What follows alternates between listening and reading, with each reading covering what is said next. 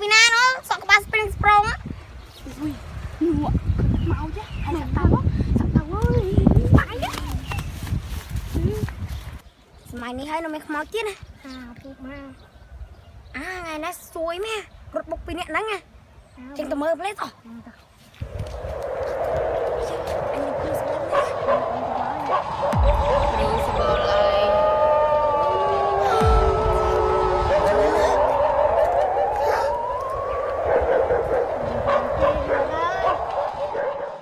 ដែលស្គាល់គ្រូខ្មោចអីគ្នាបើគ្នានៅផ្ទះហ្នឹងចោលឲ្យគ្នាធ្វើម៉េចបាក់គ្នាត្រូវខ្មោចលួងហើយពុកនិយាយអីជីចាញ់ហ្នឹងហើយចាក់តារាឯងមានស្គាល់គ្រូខ្មោចអត់គ្នាផ្ទៃសួរឲ្យចាក់ឯងមានស្គាល់គ្រូខ្មោចអត់គ្នាស្គាល់តាគ្រូមួយនៅដើមភូមិឮថាល្បីចាប់ខ្មោចណាប៉កែអញ្ចឹងស្អែកចាំទៅហៅគាត់មកយើងទៅចាប់ខ្មោចទាំងអស់គ្នាចាំចឹងស្អែកគ្នាទៅហៅឲ្យគ្រូចាប់ខ្មោច2020គ្រូយើងចាប់ខ្មោចយូរហើយយើងចិត្តដាច់បាយហើយឆ្នាំ2020មានខ្មោចមួយណាលោកគ្រូចូលមកគេនិយាយឆ្នាំ2020មានខ្មោច2020ហើយចាំតែមើលអាពីរនេះមានខ្មោចមែនហ្នឹងចាំតែមើលលោកគ្រូអើយលោកគ្រូណោអាពីរនេះមានគេមករួយណោទៅហៅគេមកបានលោកគ្រូម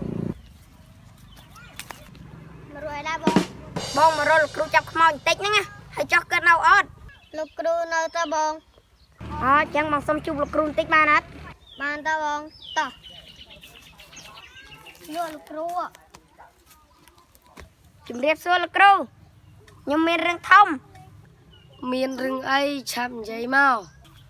ខ្ញុំចង់អញ្ជើញលោកគ្រូឯងទៅចាប់ខ្មោចលោកគ្រូឯងទៅអត់ទៅអាពីរនេះឯងចាប់ទៅយកអីវ៉ាន់មកបាទលោកគ្រូ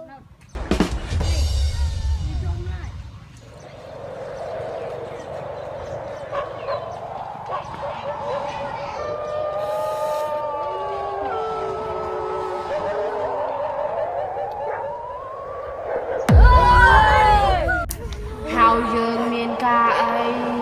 ឯងហ្នឹងជាខ្មោចលួងពីស្រុកនេះយើងនឹងហើយអញ្ចឹងថ្ងៃនេះជាថ្ងៃអវសានរបស់អ្នកឯងហើយអញ្ចឹងពួកឯងងាប់ទៅ